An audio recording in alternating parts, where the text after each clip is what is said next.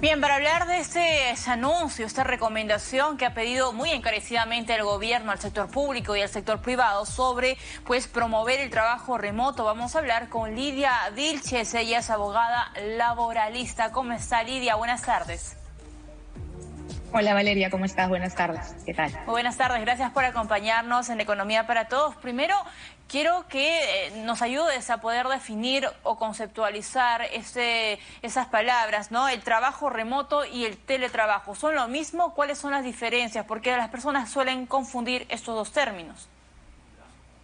Sí, de hecho, esa es una pregunta clave. Esa es una de las preguntas que siempre nos hacemos. Y el teletrabajo es una modalidad de contratación. Es una modalidad de contratación preexistente al estado de emergencia, a la pandemia.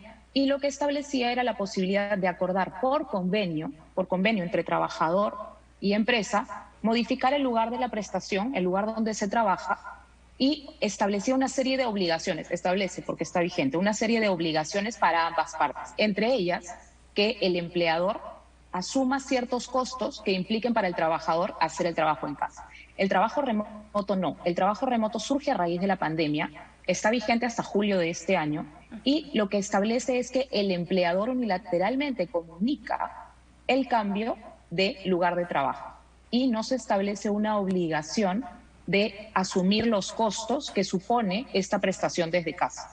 Ajá, es decir, el Internet, por ejemplo, lo paga el trabajador y más no el empleador. Lo que dice la norma sobre el trabajo remoto es que las partes establecen o definen quién va a asumir los costos, con lo cual puede ocurrir en algunas empresas que la empresa decida asumir el costo, puede ocurrir que la empresa no decida asumirlo, lo asuma el trabajador o vayan en determinada fracción, digamos, una parte lo asume la empresa, una parte lo asume el trabajador. Pero el problema es que la ley no establece una obligación, con lo cual en la práctica la gran mayoría de trabajadores asume, correcto. Ajá. Ahora, esto es muy importante porque algunos se preguntarán, ya, pero ¿y quiénes van o podrían trabajar en trabajo remoto? Cuando hablamos del sector público o del sector privado, ¿quiénes estarían dentro de estas, de estas prerrogativas? ¿Qué características se tienen que cumplir para poder trabajar bajo esta modalidad? ¿Hay alguna característica especial? Lo que te dicen las normas, y esto es importante tener en cuenta que esto que ha hecho el gobierno ayer y ahora es un pedido, es una exhortación, no hay una norma que nos obligue a volver al trabajo remoto en la forma en que empezó en marzo del año pasado. Lo cierto es que las reglas del trabajo remoto se fijaron en ese momento y lo que dicen es básicamente que en aquellas posiciones, en aquellos trabajos que por su propia naturaleza permiten ser realizados fuera del centro de trabajo, se hagan en casa. Obviamente, un operador de una fábrica, un trabajador agrario, un minero, no puede hacer trabajo remoto porque las instalaciones, la maquinaria, los implementos físicamente están en el centro de trabajo. Todas las demás actividades sí se pueden realizar o sí deberían poder realizarse de manera remota. Si no se pudiera trabajar de manera remota, lo que decían las normas del inicio del estado de emergencia es que se debía otorgar una licencia con goce de haber compensado durante el tiempo de la emergencia nacional. Esa obligación así categórica no se ha establecido ahora, con lo cual es una prerrogativa finalmente o un buen deseo que establece el gobierno para que las empresas lo consideren para los trabajadores que ya habían vuelto a trabajar presencialmente. Lidia, he estado escuchando y leyendo también algunas posturas de algunos abogados laboralistas que mencionaban, incluso pedían al gobierno que el trabajo remoto tenga el mismo marco que tiene el teletrabajo, de tal manera de que no se esté prorrogando, sino que sea un marco establecido y no dependiendo o no depender de los decretos de urgencia. ¿Coincides con ese punto? ¿Cuál sería el beneficio en ese caso para los trabajadores?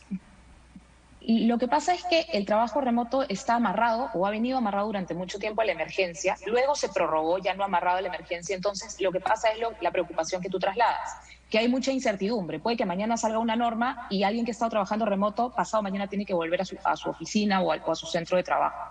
Lo que tendría que ver es un régimen, no como el teletrabajo, porque el teletrabajo era muy rígido, no había teletrabajadores casi en el Perú. El trabajo remoto funciona, hay que reglamentarlo mejor. El empleador tendría que asumir una porción del costo que implica trabajar desde casa, algunas reglas complementarias con mejor fiscalización en seguridad y salud, el tema de la jornada de trabajo y la desconexión digital. Esto tendría que estar en una norma, en una sola norma, y no los abogados tener que ir reconstruyendo por todos lados para ver qué es lo que hay que hacer. Claro.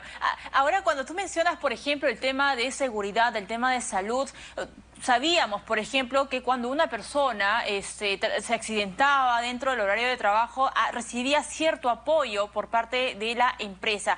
¿Qué pasa con el trabajo remoto? Es decir, estoy en mi horario de trabajo, estoy en mi casa, me accidento, qué sé yo. ¿Quién corre ahí con los gastos? Ese tema es bien sensible, Valeria, porque yo podría haberme accidentado aquí, sentada en mi computadora, hice un mal movimiento, me paré y me caigo, y esto se calificaría como un accidente de trabajo porque estoy en mi lugar de trabajo.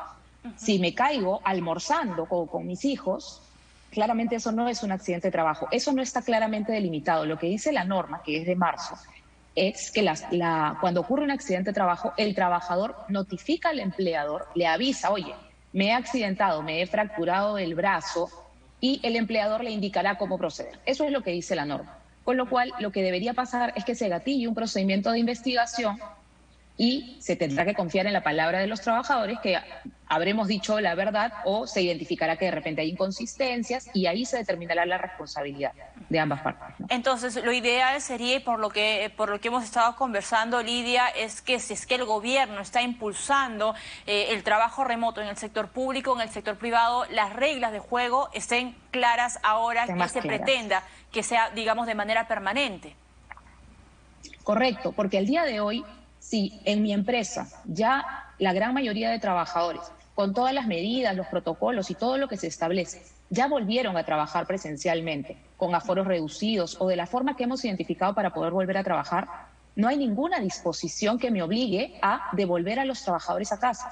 Porque lo que se ha hecho, y entiendo que es un tema que para articular el tema de salud con economía, seguramente, lo que se ha hecho es una exhortación, un pedido, un ruego de que la gente vuelva al trabajo remoto, pero eso no es vinculante, eso no es una ley.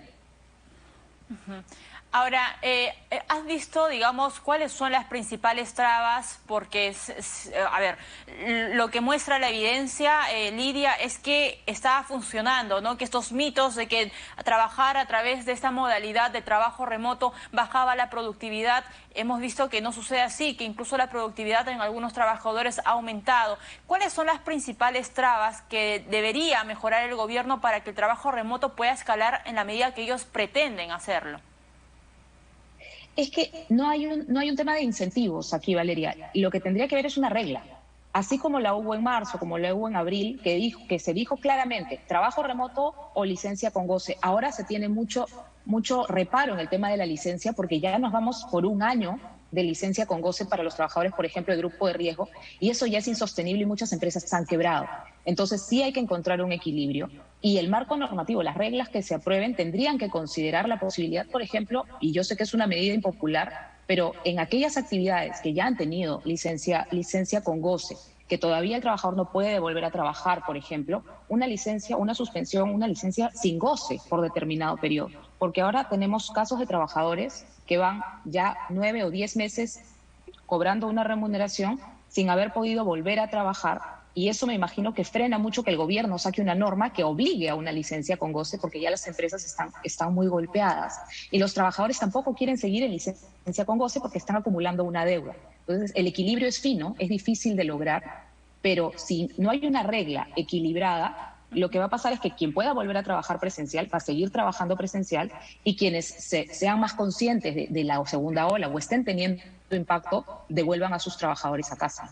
Ahora, podemos coger, digamos, Lidia, en ese punto, algunos ejemplos de América Latina. ¿Qué están haciendo los países vecinos, por ejemplo, en el tema del trabajo remoto? ¿Cómo están innovando? ¿Qué cosa podríamos copiar y lo podríamos aplicar aquí, teniendo en cuenta que la informalidad, por supuesto, en el plano laboral es demasiado alta? Sabes que curiosamente Perú fue uno de los precursores. O sea, a diferencia de lo que pasa en otros temas, que nosotros copiamos casi regímenes completos, el tema de trabajo remoto, porque nosotros tomamos el aislamiento absoluto de manera mucho más rígida que otros países, otros países han mirado la experiencia de Perú. En Argentina, en Chile, en Colombia, en Argentina, por ejemplo, está regulado el tema de la desconexión digital, en Uruguay también, pero han sido normas muy posteriores a las nuestras. Entonces, nuestras normas lo que necesitan en cuanto al tema de trabajo remoto es sistematicidad, que haya una norma, la ley del trabajo remoto, que diga todo lo que se tiene que decir al respecto, porque de lo contrario, como te decía antes, tenemos que ir reconstruyendo pedacitos de normas que han ido quedándose en el tiempo. Por supuesto. Y ahora, como dice la Premier, nos está pidiendo que lo hagamos, pero si no hay una regla, muchas empresas no van a poder soportarlo o no lo van a querer hacer. Sería ideal entonces que haya luces un poco más claras de lo que se pretende hacer entonces con esa modalidad de trabajo. Lidia, te agradezco muchísimo que nos hayas acompañado esta tarde, muy gentil. Lidia Vilches, abogada laboralista, que nos ha acompañado esta tarde explicándonos el paso a paso y qué es lo que debería hacer el gobierno en el tema del trabajo remoto. Ahí hay tarea entonces pendiente. Nos vamos nosotros inmediatamente a una pausa, regresamos con más aquí en Economía para Todos.